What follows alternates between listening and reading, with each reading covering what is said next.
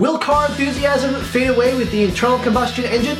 Do alternative fuels offer a fresh start? Or will EVs pull the plug? I'm Ben, otherwise known as the 27th Axe, and this is The Grind, an automotive show where we talk about the things that make our brains generate some sparks. Let's get into it. People buy cars, but while some people look to them as just A to B transportation, a sort of personal taxi where fuel economy and comfort are more important, others see them as more than just a horseless carriage. These petrolheads, grease monkeys, tuners, or more collectively, car enthusiasts, prefer vehicles that provide a more visceral connection to the road, where speed and noise provide an escape from the most mundane part of our day-to-day commutes. It's like the difference between watching a nice relaxing episode of Bluey and playing an exciting level of Sonic the Hedgehog. And like TV and video games, these two styles of driving have existed together in harmony since as early as 1914, 6 years after the production of the Model T, and possibly even earlier than that. So what changed? Well, mullets, bell-bottoms, and the Clean Air Act, and only one of those has become cool again. Now, the purpose of this video is not to get lost in some political agenda, but whether you're conservative, liberal, or a member of the Jedi Party, you can agree that during the 1970s a lot of things changed and people, especially in America, became very divided, and this was no different in terms of vehicle emissions. Suddenly, the roaring V8, a symbol of freedom synonymous with bald eagles and the Statue of Liberty, was being viewed by some people as a threat to the environmental health of the entire planet. In the automotive realm, this gave way to what is known as the Malaz era, which lasted from about 1973 to about 1983. This was a really bad time for cars as we knew them, but especially for the pony cars that have been the heroes of car enthusiasts for so long. Our three main American heroes, the Charger, Camaro, and Mustang, went from making upwards of almost 500 horsepower to less than 200 horsepower in just a few years. Granted, those numbers could go up and down a little bit depending on who you ask on the internet, but no matter who you ask, it's clear that there was a huge drop in the amount of power these engines were producing. But as much as this was a bad time for our heavyweight champions, it was a great time for lightweight economy cars that were beginning to get a foothold. And no, I'm not talking about tragic examples like the Gremlin or the Pinto, cars that arguably deserve better. I'm talking about cars that have still survived to today, like the Honda Civic, Toyota Corolla, and Volkswagen Golf. Three cars that have not only gone on to withstand the test of time, but become cultural icons while doing so.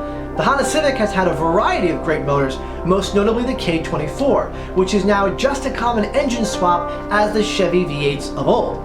The Toyota Corolla, in part thanks to the Initial D anime, has become synonymous with drift culture, something that it helped to make popular in the States, and it's also credited with starting it in real life in Japan. And the Volkswagen Golf is known as the father of modern hot hatches, vehicles that are affordable, economic, fun to drive, and practical for everyday use. It's thanks to these econobox cars getting better as time has gone on that car enthusiasts have been able to find hope in vehicles that they can not only afford to drive, but do so every day without being punished for it. These cars continue to evolve throughout the 80s, making car enthusiasts feel safe and secure that their hobby wasn't going anywhere. At least until the end of the 1990s. Japanese car culture is famous for some of the most sought-after enthusiast cars that have ever existed. You ever heard of the Toyota Supra, Nissan GTR, Mazda RX-7, Mitsubishi Eclipse? It's hard to think of this time period of cars without thinking of Japan, which is ironic because in 1997, Japan also birthed a car that would be universally hated by everyone.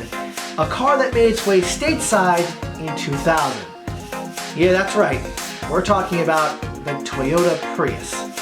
It's weird to think of Toyota, the company that gave us the AE86 Corolla, the many Celicas, Supras, and the Tacoma, as also being the company that created the Prius. Now, many car enthusiasts usually appreciate when new pieces of technology make their way into our cars, as they make the performance and driving experience a lot better as that technology continues to improve and become more affordable to mass produce.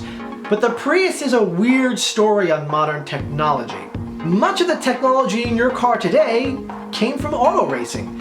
Things like disc brakes, anti-lock disc brakes, highly efficient turbocharged engines, the steering wheel, the rear view mirror, all popularized through auto racing. Hybrid powertrains, on the other hand, not so much. Now, hybrid powertrains are actually nothing new. They've been around since, depending on who you ask on the internet, as early as 1896. But like early steam engines and electric vehicles, lost out to the rapid advancements of the internal combustion engine. At least until the Toyota Supra's uncool little brother unlocked its telekinetic powers, and now car culture as we knew it was about to explode. But why are hybrids so miserable? After all, they combine some of the best parts of the internal combustion engine with all the advantages of an electric powertrain. Putting the two of them together should be a match made in automotive heaven. So what happened? Well, marketing happened. Now, back in the early days, dealerships would say, win on race day, sell on Monday. Meaning that whatever cars did the best at the races were the most likely to be the ones that people wanted to buy. Just makes sense, and it's easy marketing. Unfortunately, hybrids weren't being marketed that way. They're green vehicles and could help save the planet, which meant that they were easier to market not towards gas-guzzling automotive enthusiasts, but towards, well, your neighbors that complain when your kids play too loud in the backyard while on summer break.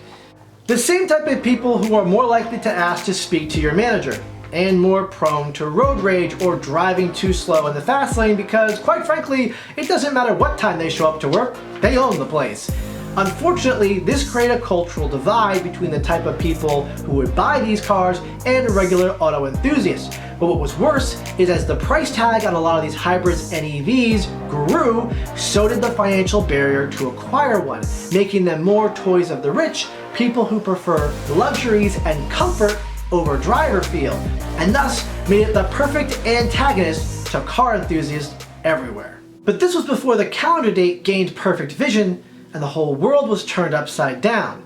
During a time when the Nissan Leaf and Toyota Prius were humming along quietly, the Challenger SRT Hellcat was making 707 factory horsepower. The Honda Civic Type R setting lap times on the Nürburgring of under 8 minutes, and Porsche had made a special edition of the 911 that was manual only, during a time when highly competitive cars of its nature were swapping out their manuals for quick-shifting automatics in order to save even milliseconds off of 0 to 60 times. But our happiness was not to last. Recent laws will prevent the sales of new gas-powered vehicles after 2035, and hybrids not long after. The Challenger and Camaro have gone out of production as hybrid powertrains become more common amongst vehicle lineups. Which brings us up to today and the questions I asked at the beginning of this video. Porsche is currently working on an e-fuel, a synthetic form of methanol made by a complex process that's powered by wind. And they're not the only car manufacturer investing in this fuel, but as exciting as it is, time for it is ticking away just like the valves in a 5.7 liter Hemi.